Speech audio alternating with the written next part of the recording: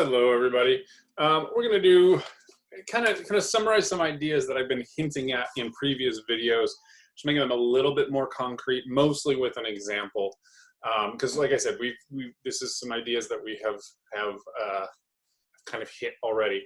So let's just remind ourselves a little bit of the geometry of a derivative of a vector function. So I'm letting this black dot be the origin, and let's actually move it a little lower. I don't want to draw in all the axes or any of the axes. Let's let green. So here is our space curve associated to some vector function. And so remember, our vector function is going to be something that's spitting out vectors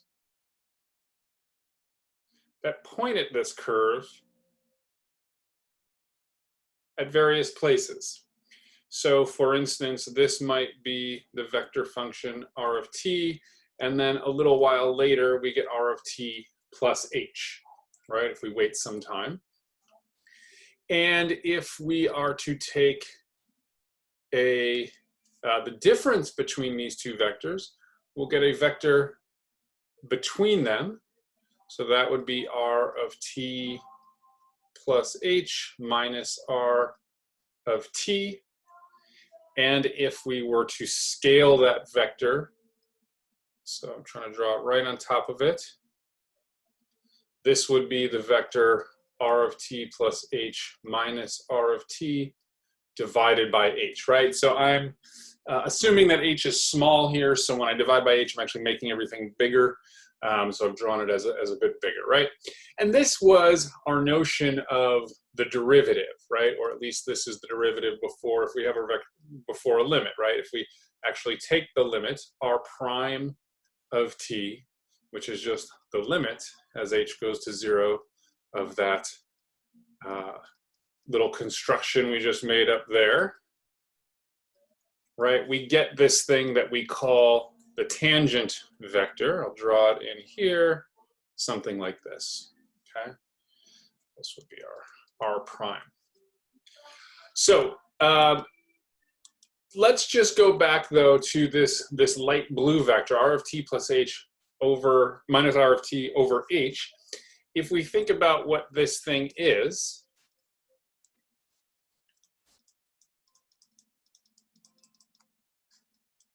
right? Well, the top is a displacement vector. How far and in what direction has our particle, if this is a particle or something traveling, moved in that amount of time, right? So that vector connecting the endpoints of these two is just telling you where it was, starting from where it was in the beginning of that interval, where it ended up, right? So it's a displacement vector. And then the units in the bottom are time, right? We're inputting time into our function, so h must have units of time, which means, right, we're getting displacement, both time, both direction and magnitude. Per unit time is a velocity, and that is what we will take the derivative to be, right? So this is very similar to what we had in one-dimensional calculus, real valued functions, right? If our function is a position function, then its derivative is a velocity. And in the same way, the second derivative, which is the first derivative of the velocity, is going to be the acceleration. Right? So we get these are nice notions for these kinds of derivatives, right? A lot of calculus was built in conjunction with physics, and so a lot of it was really made to discuss things like this, and so these it fits nicely in with the notions and the geometry of the situation. Okay, so let's just do a quick example using this.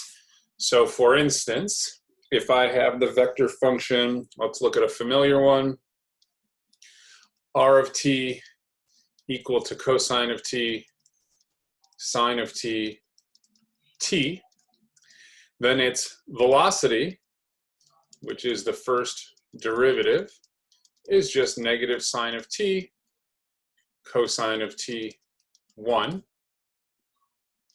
and its second derivative, the first derivative of velocity, is going to be its acceleration, negative sine of t, negative, oops, sorry, that's negative cosine of t,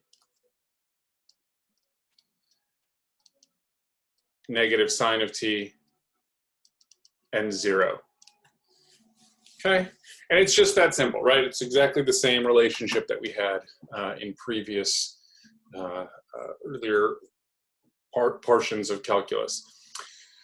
Let's notice one thing. For instance, right, the z coordinate was a linear function of t, right? In other words, the velocity is constant, right? That's another way we can think about linear in these terms, that for each unit time, there's a unit change in distance, right? And that's reflected in this derivative, right? It doesn't matter when, from the 100th to the 101st unit of time, or the 1000th to the 1001st unit time, we're changing the same distance. Which doesn't hold true for our trig functions, or for quadratic functions, or logarithmic functions, all that kind of stuff. Things change, right? Which we also see then in the second derivative. In other words, that the velocity in the z direction is not changing. There's no acceleration there. The acceleration is all in the x and the y directions. So let's take a quick look at this one on a nice graph.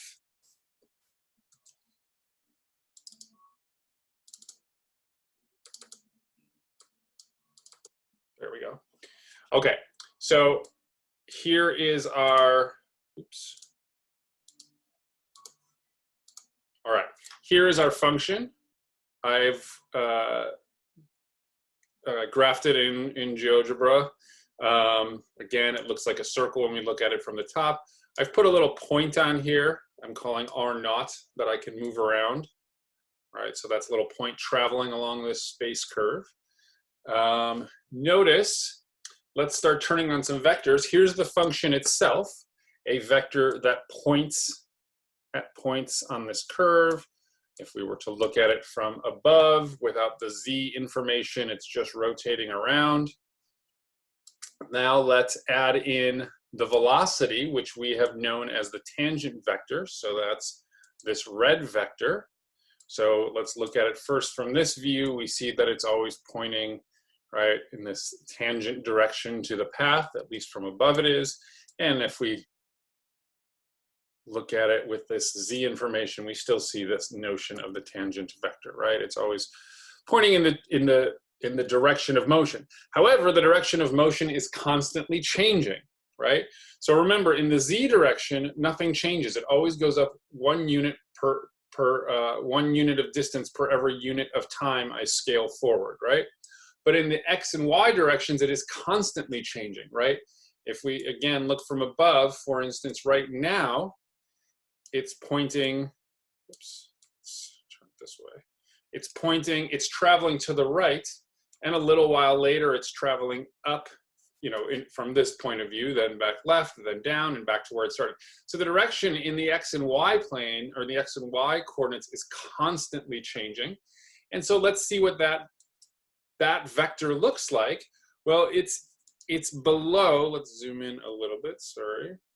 That vector, the yellow one is our acceleration, is actually pointing straight in from this direction, right? If you're moving, for instance, horizontally to the right, as in this view, but your acceleration is towards the center, you're going to start to turn towards the center. And by the time you're facing straight up now, the acceleration is to the left, so you start turning to the left. Then you're facing straight left, and the acceleration's down, you start turning down, and so on.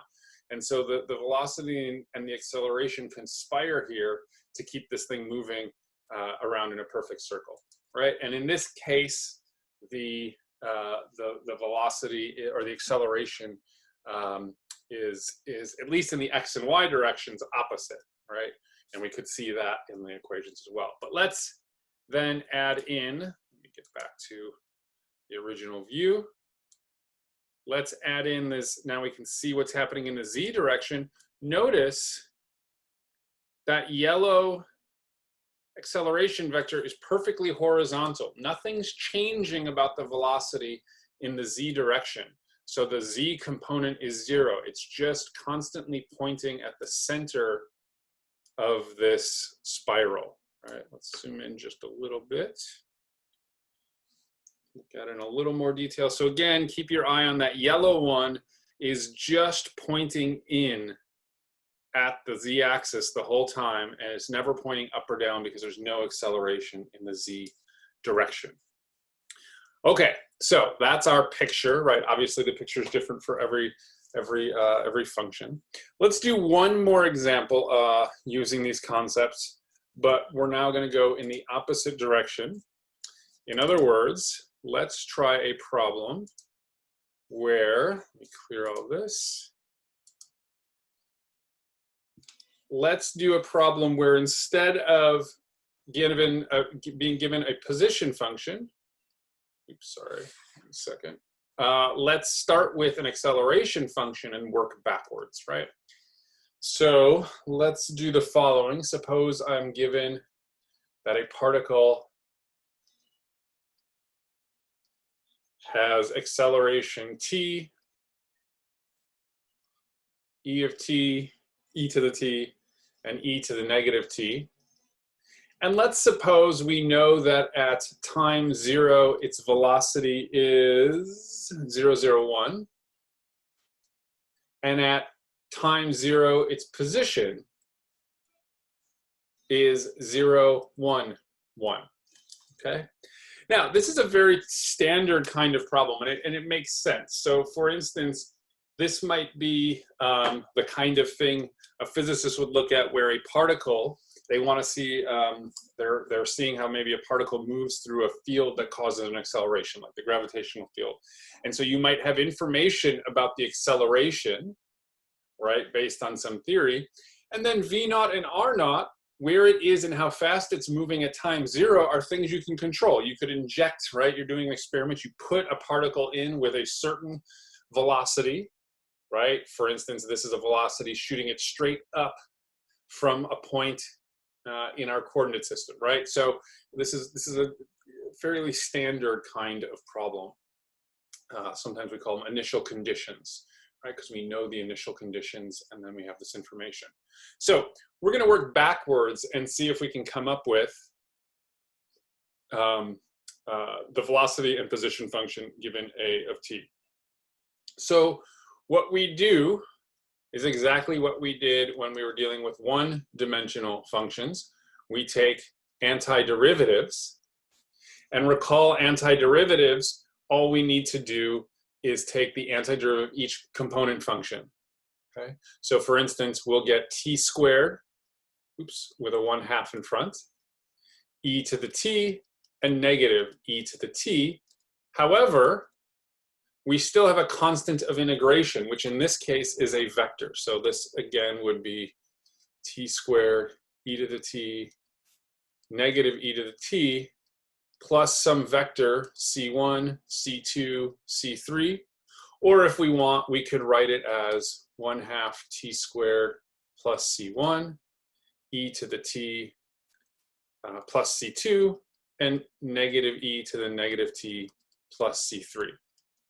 Right? This is our velocity function, right? Then, of course, to get the constants of integration, this vector constant of integration, we use the initial conditions. We know that at v of 0, this looks like, I'm putting in 0 for t, I get 0 plus c1, I get 1 plus c2, and negative 1 plus c3. Well, I want this to be equal to, we know that it's supposed to be 0, 0, 1. So this is supposed to be 0, this is supposed to be 0, and this is supposed to be 1. That makes it very easy to see what C1, C2, and C3 have to be. C1 is going to have to be 0. How do I get a 0 from 1 plus C2? I need C2 to be negative 1. So I get e to the t minus 1. And then I want -1 plus C3 to be equal to 1, so C3 must be equal to 2, -1 plus 2. So then I get -e to the -t plus 2, right? And so from those initial conditions, I'm able to get this function exactly, right? Not with this constant of integration, okay? All right, let's do one more step. We want the position function, so we're going to take an antiderivative of v. Again, we do it term by term. This one will be 1/6 t cubed. Let's put constants of integration right in here. I'll have e to the t minus t plus c2, and I'll have e to the -t plus 2t plus c3. This is r of t, right? This thing that we just came up with. And so we're going to use the same fact to come up with